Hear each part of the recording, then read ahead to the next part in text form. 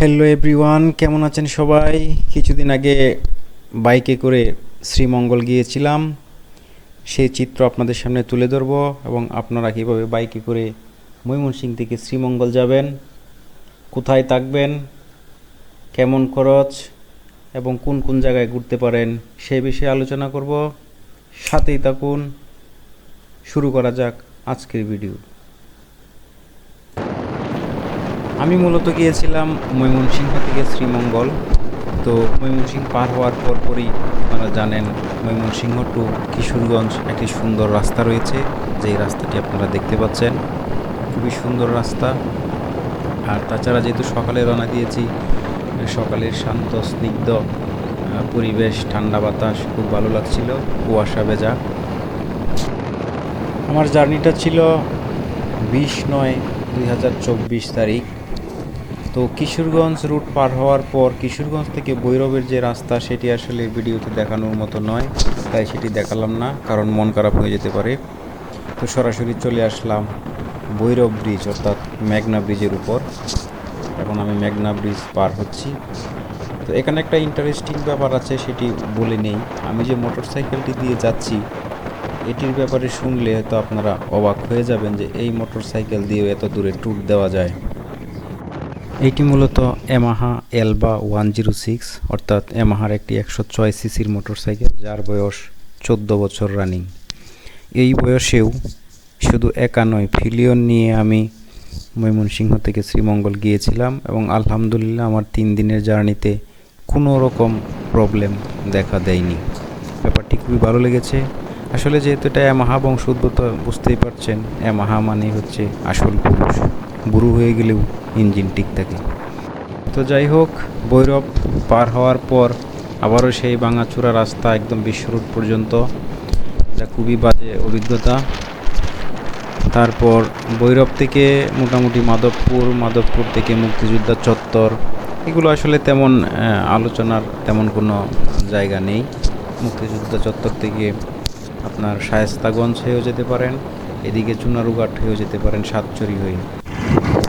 তো শ্রীমঙ্গল যাওয়ার পরেই যেটা আসবে সামনে, সেটা হচ্ছে চা বাগান। চা বাগান ছাড়াও শ্রীমঙ্গল যাওয়ার পথে সাতচুরি জাতীয় উদ্যান এবং শ্রীমঙ্গল পার হয়ে লাউগাছড়া জাতীয় উদ্যান দেখতে পারেন।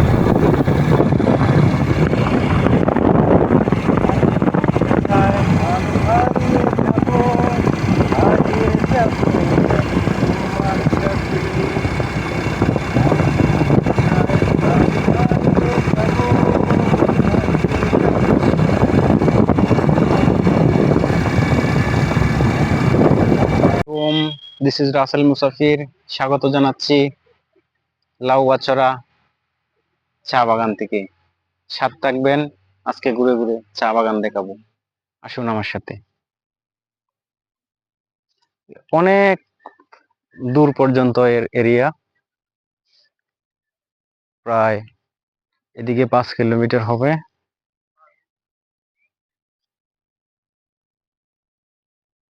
খুবই সুন্দর জায়গা। একটু আসেন, আমার পিছে পিছে আসেন।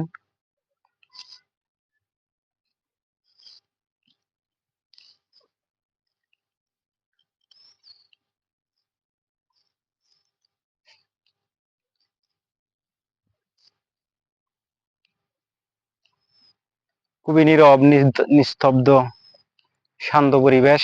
একটু আগে বৃষ্টি হয়েছে এখানে, দেখুন কি সুন্দর ভেজা ভেজা পাতাগুলো। আসলে এই দৃশ্য দেখে চোখ জুড়িয়ে যায়। আমাদের দেশটা যে কত সুন্দর, তা আসলে ভ্রমণে না বের হলে বোঝা যায় না। এটা সম্ভবত ফিনলে চার বাগান, যতদূর পিছনে সাইনবোর্ড দেখলাম। এবার কিছু ইনফরমেশন দিয়ে রাখি। ময়মনসিংহ থেকে শ্রীমঙ্গলের দূরত্ব 200 কিলোমিটারের কাছাকাছি। তো আপনি যদি বাইকে করে যান, খরচ পড়বে মাত্র 450 থেকে 500 টাকার পেট্রোল বা অকটেন হলেই যথেষ্ট।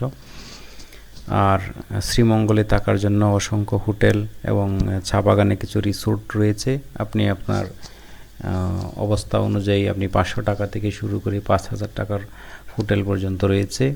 এছাড়া আপনি 2 বেলা 3 বেলা বাইরে হোটেলে খাওয়া দাওয়া করলে খুব বেশি খরচ নয়। আসলে ঘোরাফেরা করলে খুব বেশি যে খরচ হয় এমন নয়, আবার টাকা ছাড়া হয়ে যায় ব্যাপারটা এমনও নয়। অল্প কিছু টাকা হলে আর ঘোরাফেরার মন থাকলে আপনি চলে ঘুরে আসতে পারেন শ্রীমঙ্গল। আর শ্রীমঙ্গল যাওয়ার অন্যতম প্রধান উদ্দেশ্যই হচ্ছে চা বাগান দেখা।